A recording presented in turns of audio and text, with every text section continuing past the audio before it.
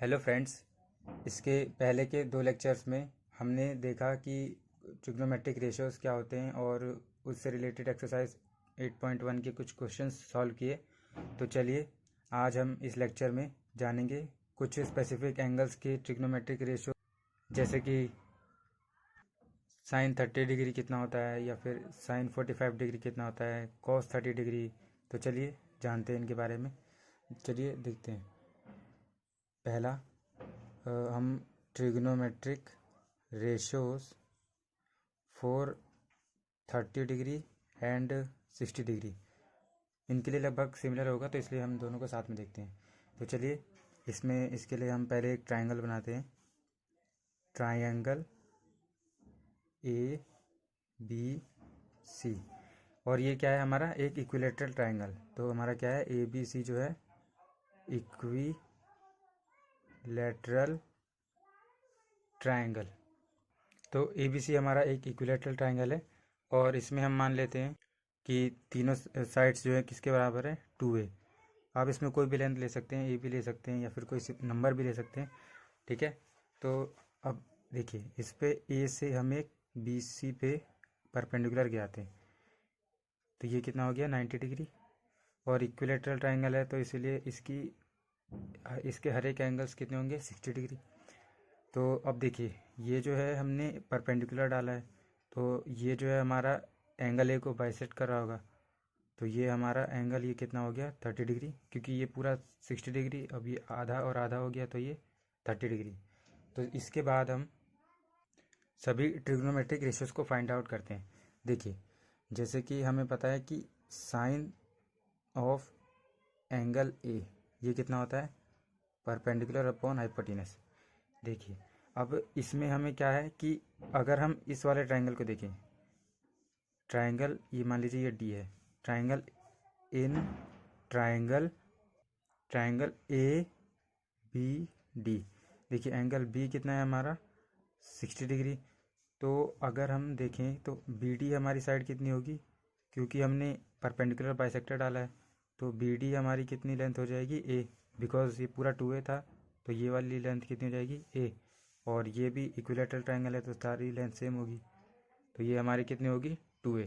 और अब देखिए, अब अगर हम ये ट्रायंगल कंसीडर करें ए बी डी, तो इसमें हमें एक साइड पता चल गई और हाइपोटेनियस भी पता चल गई। अब बस इसके जो सामने वाली साइड है, मतलब इस एंगल के सामने वाली साइड, उसे पता करना है, ताकि ये हमारा पूरा ट्रायंगल की जो लेंथ है वो कंप्लीट हो जाए और हम सारे ट्रिग्नोमेट्रिक रेशियोज को फाइंड आउट कर सकें। तो इसमें हमने जो लेक्चर 2 में सीखा था पाइथागोरस थ्योरम, उसका अप्लाई करते हैं। तो देखिए, हमारा ए बी का स्क्वायर ये किसके बराबर होगा, बी डी का स्क्वायर प्लस ए डी का स्क्वायर, ठीक है, पाइथागोरस थ्योरम से। तो फिर हम क्या लिख सकते हैं कि हमारा ए बी वो कितना है, 2a का स्क्वायर बराबर बी डी ए का स्क्वायर प्लस में ए डी का स्क्वायर। तो यहाँ से हम सॉल्व करते हैं, ये इधर चला जाएगा, तो ए डी का स्क्वायर बराबर ये हो जाएगा 4a स्क्वायर माइनस ये ए स्क्वायर। तो ये हो जाएगा हमारा 4 - 1 3a स्क्वायर। ये ए डी हो गया हमारा 3a स्क्वायर। तो यहाँ से हमारा, अब देखिए बस ए डी निकालना है, तो ये हो जाएगा √3a स्क्वायर, प्लस की वैल्यू लेंगे हम, तो ये हो जाएगा हमारा √3a। तो ए डी की वैल्यू हमारी कितनी आ गई, ये जो हमारा परपेंडिकुलर गिरा है इसकी वैल्यू आ गई √3a। तो देखिए, अब हमें बेस पता चल गया, परपेंडिकुलर पता चल गया, और हाइपोटेनस भी हमारे पास है इस इक्विलेटरल ट्रायंगल में। तो चलिए अब सारे ट्रिग्नोमेट्रिक रेशियोज को लिख लेते हैं। तो अब क्या होगा, हमारा साइन, देखिए 60 डिग्री, हम स्पेसिफिक एंगल मतलब पहला एंगल हम ले रहे हैं 60 डिग्री, तो साइन 60 डिग्री ये क्या हो जाएगा हमारा, परपेंडिकुलर अपॉन हाइपोटेनियस √3a, ये परपेंडिकुलर की लेंथ होगी, अपॉन में हाइपोटेनियस की लेंथ 2a। तो a से a कैंसिल हो जाएगा, तो ये हो जाएगा हमारा √3/2। और अगर हम फिर cos 60 की वैल्यू लिखें,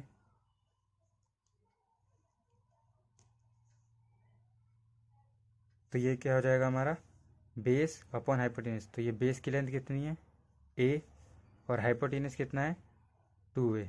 तो ए से ए कैंसिल, ये हो जाएगा हमारा हाफ। ठीक है, अब हमारा टेन 60 डिग्री, टेन 60 डिग्री कितना होगा, साइन 60 अपॉन कॉस 60, टेन 60 हो जाएगा। या फिर डायरेक्टली हम इस ट्राइंगल से भी देख सकते हैं। तो ये क्या हो जाएगा, परपेंडिकुलर अपॉन बेस। तो देखिए यहाँ पे हमारा परपेंडिकुलर की लेंथ कितनी है, √3a, और जो बेस है ए बी डी ट्राइंगल में उसकी लेंथ कितनी है, a। तो ये इससे कैंसिल, तो ये हो जाएगा हमारा √3। तो देखिए ये सब हमने किसको फाइंड किस ट्राइंगल में निकाले हैं, ट्राइंगल ए बी डी। तो इस ट्राइंगल की हेल्प से हमने ये सारे वैल्यूज़ निकाल लिए, साइन 60, कॉस 60 और टेन 60। ठीक है, तो इसी तरीके से अब इनके इन्वर्स जो होते हैं, कॉसेक, सेक, कॉट, वो भी डिफाइंड हो जाएंगे। तो चलिए उनको भी लिख लेते हैं हम। कॉसेक 60 ये क्या हो जाएगा, 1/sin 60, तो ये जाएगा 2/√3। और सेक 60 ये क्या हो जाएगा, 1/cos 60, ये हो जाएगा हमारा 2। और लास्ट हमारा क्या बचता है, कॉट 60, ये हमारा 1/ जो टेन 60 आया है, तो ये 1/√3। ठीक है, देखिए जो ऊपर ए बी डी ट्राइंगल था उसको हमने यहाँ पे अलग से बना लिया है।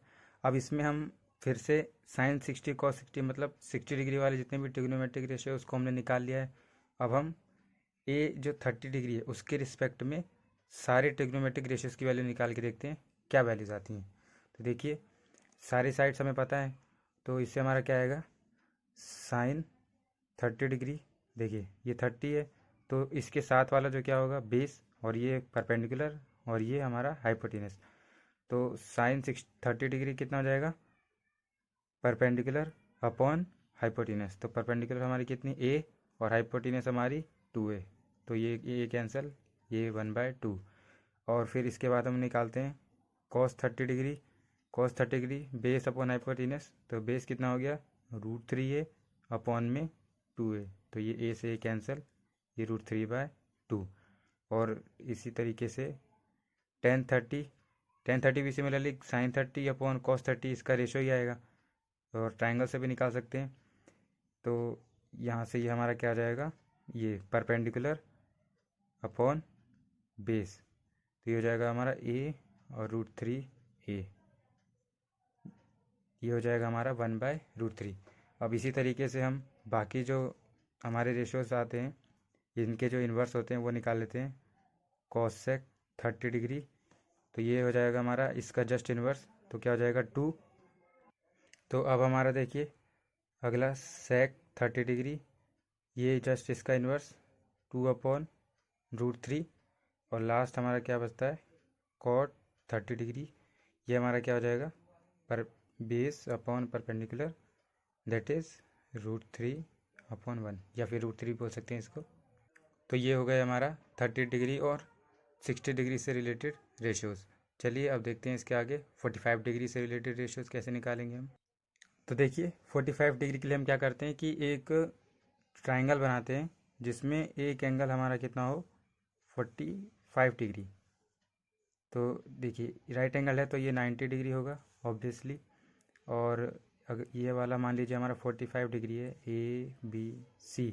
तो अगर हमारा ये वाला एंगल 45 हुआ तो जो ये बचा हुआ एंगल होगा वो भी क्या होगा, ऑब्वियसली 45 होगा, क्योंकि हमारा angle A plus angle B plus angle C का सम कितना होना है, 180 डिग्री। तो यहाँ से हमारा एंगल C भी आ जाएगा 45 डिग्री। तो चलिए अब आगे देखते हैं।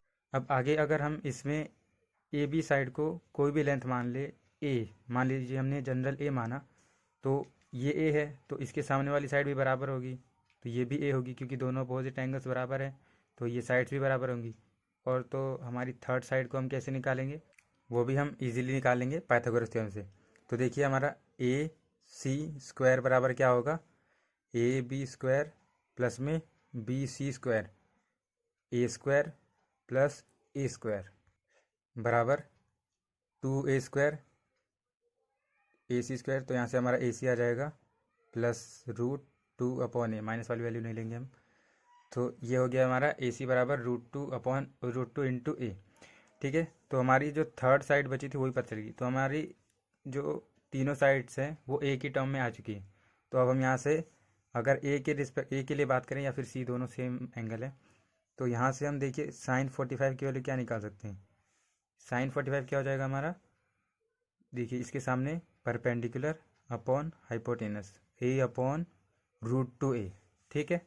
तो यहाँ से ये हमारा हो जाएगा ए से A cancel 1/√2। Similarly cos 45 degree base upon hypotenuse, base इसके साथ वाला ये ए है हमारा, तो ये भी हो जाएगा हमारा ए अपॉन √2a। तो ए से ए कैंसल, ये हो जाएगा 1/√2। और इसके बाद अगला रेशियो tan 45 क्या हो जाएगा हमारा, परपेंडिकुलर अपॉन बेस। तो ये हो जाएगा हमारा, देखिए ए अपॉन ए, ये हो जाएगा 1। इसी तरीके से बाकी के जो 3 रेशियोज होते हैं हम उसे भी निकाल लेते हैं। तो ये क्या होगा हमारा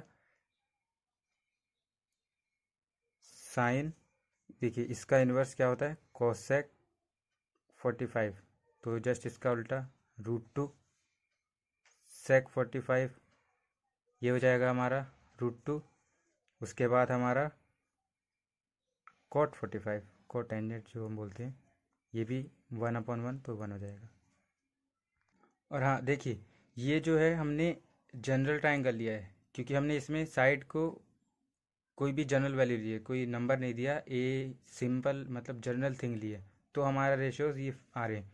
तो इसका मतलब क्या है कि हमारी साइड की वैल्यू कुछ भी हो, अगर हमारे एंगल 45 या फिर जो पीछे हमने डिस्कस किया 30 या 60 ये हुए, तो साइन कॉस टेन इनकी वैल्यू फिक्स आएगी, जो कि हम अभी निकाल रहे हैं। तो साइन 30 की वैल्यू हमेशा 1/2 ही रहेगी, और चाहे ट्राइंगल कोई भी हो।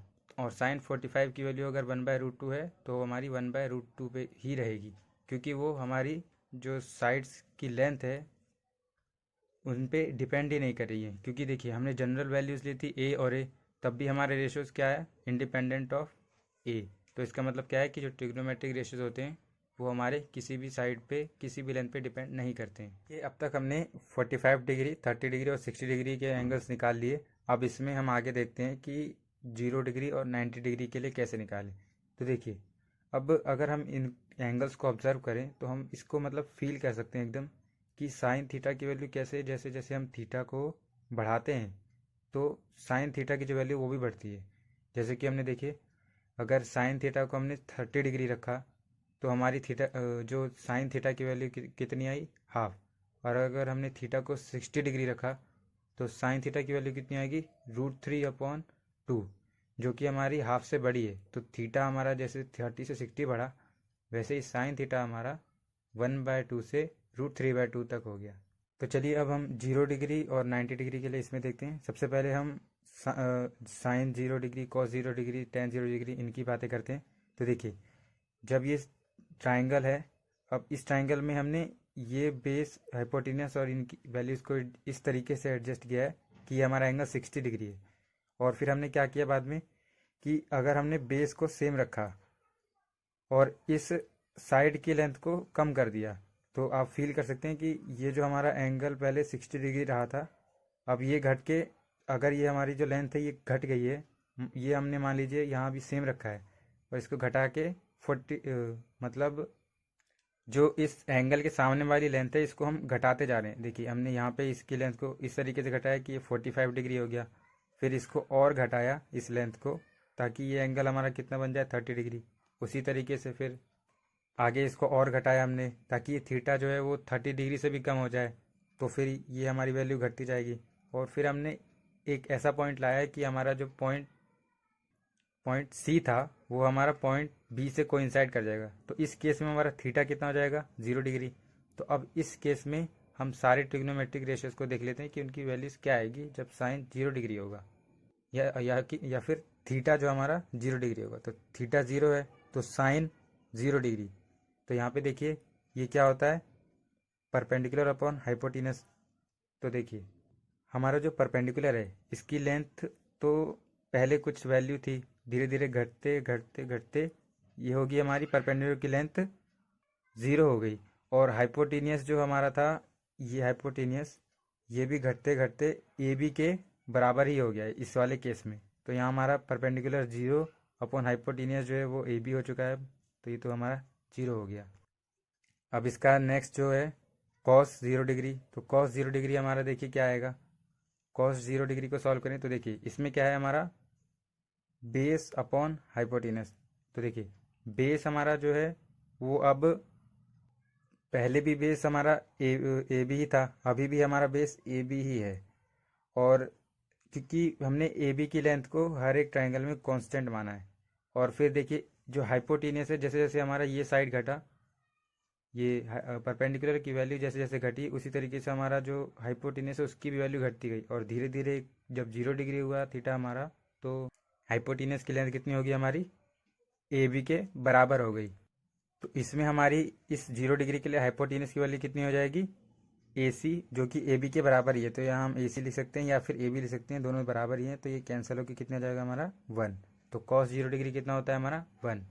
अब टेन 0 डिग्री क्या होगा हमारा, साइन 0 अपॉन कॉस 0। तो sine 0 degree upon cos 0 degree, 0/1, ये हो गया हमारा 0। फिर इसका अगला क्या हो गया, कॉसेक 0 डिग्री। तो कॉसेक 0 क्या होगा, इसका अपोजिट, हाइपोटीनियस अपॉन 1/साइन 0। तो साइन 0 क्या है हमारा 0। तो 1/0 हमारा क्या होता है, नॉट डिफाइंड, या इसको क्या बोलते हैं हम, नॉट डिफाइंड। ठीक है, तो कॉसेक 0 डिग्री हमारा कितना हो गया, नॉट डिफाइंड। फिर अगला हमारा सेक 0 डिग्री, ये क्या हो गया हमारा 1/कॉस 0 डिग्री, तो ये हो जाएगा 1। अब लास्ट हमारा बचता है कॉट 0 डिग्री, ये हो जाएगा 1/tan 0 डिग्री। तो 1/0 ये भी हमारा क्या हो गया, नॉट डिफाइंड। तो देखिए हमने 0 डिग्री से रिलेटेड सारे ट्रिग्नोमेट्रिक रेशियोज देख लिए। अब हम 90 डिग्री से रिलेटेड सारे ट्रिग्नोमेट्रिक रेशियोज को ऑब्जर्व करते हैं और इनकी वैल्यू फाइंड आउट करते हैं। तो देखिए मान लीजिए हमारा ए बी सी ट्राइंगल, फिर से वही, ये 60 डिग्री, ये 30 डिग्री।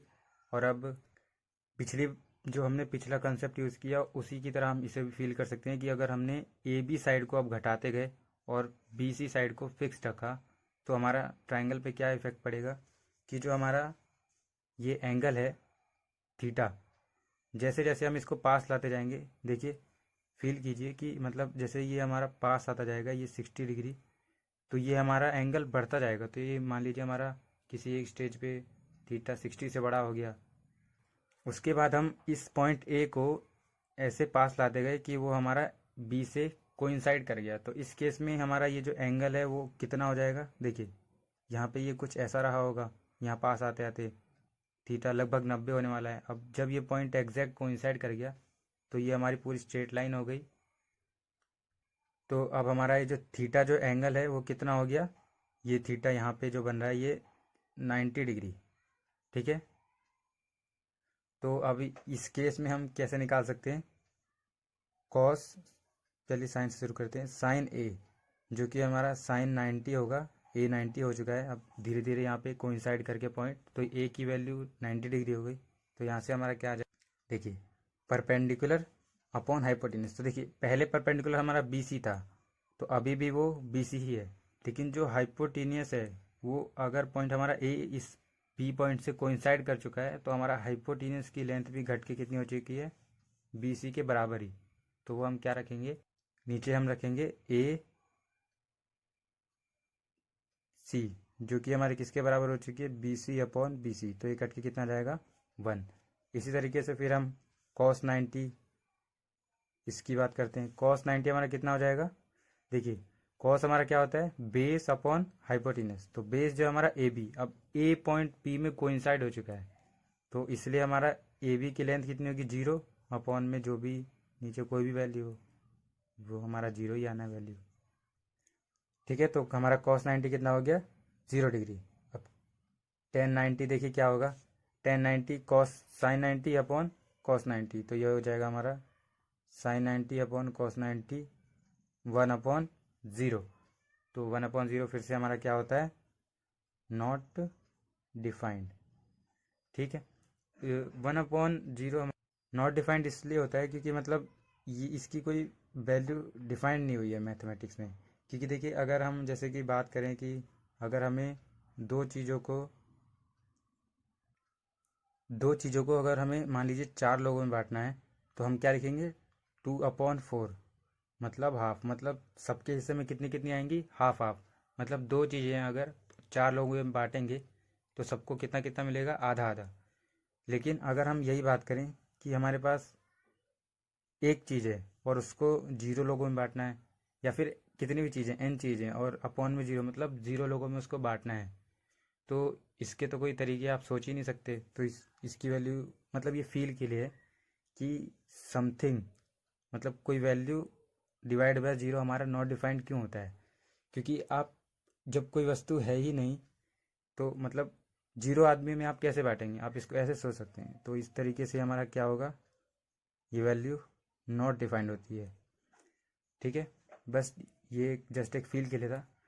तो आप ये देख सकते हैं। तो इसी तरीके से हमारे जो बाकी जो रेशियोज बचे हैं वो भी आ जाएंगे।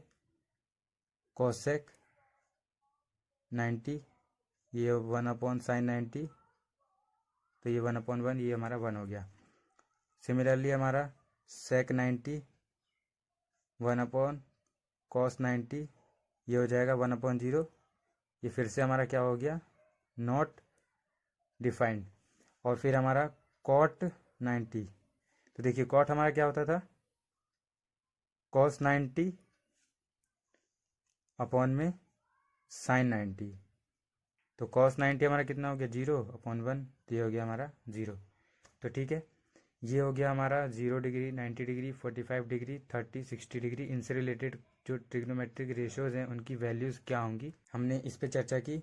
तो चलिए एक बार इनको एनसीईआरटी की जो टेबल दे रखी है उसमें देख के समराइज़ कर लेते हैं, और इससे कुछ इंपॉर्टेंट फैक्ट्स जो हमें पता चले वो देखते हैं। तो देखिए, जो ये एनसीईआरटी की जो टेबल है इसमें देखिए ये वैल्यूज़ को एक टेबल में समराइज़ कर रखा है कि देखिए साइन ए, तो एंगल ए की वैल्यू 0, 30, 45, 60, 90, ये जो स्पेसिफिक एंगल्स हमने अभी डिस्कस किए वो दिए हुए हैं।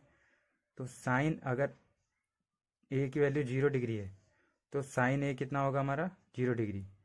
ए की वैल्यू अगर 30 डिग्री हो गई है तो साइन 30 डिग्री कितना होगा हमारा, हाफ। और ए की वैल्यू अगर हमारी 45 डिग्री हो गई है, मतलब ए जो है वो 45 हो चुका है, तो साइन ए कितना हो जाएगा हमारा, 1/√2। तो देखिए ये, और इसके बाद ये 60 डिग्री हुई तो साइन ए कितना हो गया हमारा, साइन 60 √3/2। और लास्ट में जो फाइनली ए हमारा 90 डिग्री हुआ तो साइन ए कितना हो गया, 1। तो देखिए आप इसमें ऑब्जर्व करें कि जब थीटा 0 था तो हमारा ये साइन ए जो है वो 0 था, और जैसे हमारा थीटा 0 से 30 डिग्री बढ़ा तो हमारा साइन ए कितना बढ़ गया, हाफ का इंक्रीमेंट आया। और फिर हमने देखा कि जैसे 30 से 45 हुआ तो फिर से ये वैल्यू बढ़ी, क्योंकि देखिए ये है हमारा 1/2, लेकिन ये है हमारा 1/√2। तो √2 की वैल्यू कितनी होती है हमारी, 1 पॉइंट, देखिए √2 होता है हमारा 1.414। तो पहले तो हमारा जो है डिनोमिनेटर अब घट चुका है, ये 1.414, तो ये वैल्यू हमारी पूरी 1/2 से बड़ी होगी। और ये हमारा √3/2, तो √3 हमारा क्या होता है, 1.717, तो ये 1.732 होता है, सॉरी। ठीक है, तो √3/2 ये हमारी वैल्यू इससे बड़ी होगी, और फिर उसके बाद जो हमारी ये वैल्यू 1। तो ग्रेजुअली देखिए जैसे जैसे हमारा थीटा बढ़ता जा रहा है, थीटा हमारा 0 से 30, 45, 60, 90, वैसे वैसे हमारे साइन थीटा की वैल्यू बढ़ती जा रही है, 0, हाफ, 1/√2, √3/2, फिर 1। ऐसा क्यों हो रहा है, क्योंकि देखिए अगर हम देखिए इस ट्राइंगल में ऑब्जर्व करें, देखिए ये हमारा ट्राइंगल है, अगर हमारा यही थीटा है तो अगर ये थीटा हमारा पहले ऐसा था, ये 0 डिग्री था, तो साइन थीटा हमारा डिफाइंड ही इस तरीके से परपेंडिकुलर अपॉन बेस, तो परपेंडिकुलर तो यहाँ था ही नहीं, तो 0 हो गया क्योंकि परपेंडिकुलर नहीं। अब जैसे जैसे ये परपेंडिकुलर बड़ा होता गया, ये साइड बढ़ती गई बढ़ती गई बढ़ती गई, तो वैसे वैसे परपेंडिकुलर बढ़ता गया हमारा, तो ये वैल्यू हमारी साइन की वो बढ़ती गई। तो मतलब थीटा जैसे जैसे बढ़ता जाएगा, मतलब हमारा ये वाली जो साइड की लेंथ है वो बढ़ती जाएगी, तो हमारा जो साइन थीटा है उसकी वैल्यू बढ़ती जाएगी, और फाइनली जब 90 हो जाती है तो हमने देखा पीछे कि कैसे साइन 90 हमारा 1 के बराबर आ जाता है। और उसी तरीके से देखिए ये भी ऑब्जर्व कीजिए कि कॉस थीटा की वैल्यू जैसे जैसे हम थीटा बढ़ा रहे हैं वैसे वैसे घट रही है। तो यहाँ पे अगर 0 डिग्री है तो ये 1 हो गया हमारा, उसके बाद ये घटते हुए लास्ट में फाइनली 0 पे हो गया। ठीक है। तो और देखिए इसमें अगर आपको याद रखना है तो याद रखने के लिए भी ये सिंपल, मतलब अगर आप बस साइन का याद रख लें कि साइन का कितना होता है 0, 30, 45, 60, 90 और साइन 0, ये मतलब ये वैल्यू याद रख लें तो ये जस्ट इसका इन्वर्स मतलब रेसिप्रोकल चलता आ रहा है। जैसे कि ये 1 था तो ये 1, ये √3/2 √3/2, फिर ये 1/√2 1/√2, फिर ये ऐसा। तो आप मतलब किसी शॉर्ट ट्रिक से याद कर सकते हैं इसको। और टेन थीटा तो हमें पता ही होता है कि साइन थीटा अपन कॉस थीटा, तो ये वैल्यू पता चल गई। तो वहाँ से बाकी सारे ये चीज़ें हम डिफ़ाइन कर सकते हैं। इनको याद करने में कोई बड़ी बात नहीं है। और जैसे जैसे आप मतलब एक्सरसाइज प्रैक्टिस करेंगे, मोर नंबर ऑफ़ क्वेश्चंस प्रैक्टिस करेंगे और रेफरेंस बुक से या फिर कहीं और से भी, तो आपको ये वैल्यूज़ आराम से याद हो जाएंगी, कोई दिक्कत नहीं होगी। तो ये था हमारा कुछ बेसिक्स जो हमारे एंगल होते हैं उनसे रिलेटेड ट्रिग्नोमेट्रिक रेशियोज़ की वैल्यूज़ कैसे आती हैं, कैसे उनको हम फील कर सकते हैं कि जैसे हमारा थीटा बढ़ेगा साइन थीटा बढ़ेगा, और कैसे हमारा थीटा घटने के साथ साइन थीटा भी घटेगा। तो इस तरीके से आप इनको आराम से फील करके एक बार खुद से बना के देखिए, तो आपको ये सब चीज़ें आराम से याद भी हो जाएंगी कि साइन थीटा में थीटा 0 हो, 30 हो, 45 हो, तो इसकी वैल्यूज़ कैसे कैसे आएंगी। ठीक। तो इस वीडियो में बस इतना ही। अगली वीडियो में हम मिलेंगे एक्सरसाइज 8.2 के सॉल्यूशन के साथ। तब तक आप इनको अच्छे से मेमोराइज़ कर लीजिए, एक बार इनको खुद से ड्रॉ करके देखिए, ताकि आपको ये सब चीज़ें अच्छे से क्लियर हो जाएं कि ये वैल्यूज़ कैसे आती हैं। टिल देन आप इनको अच्छे से याद कीजिए। Thank you so much for watching.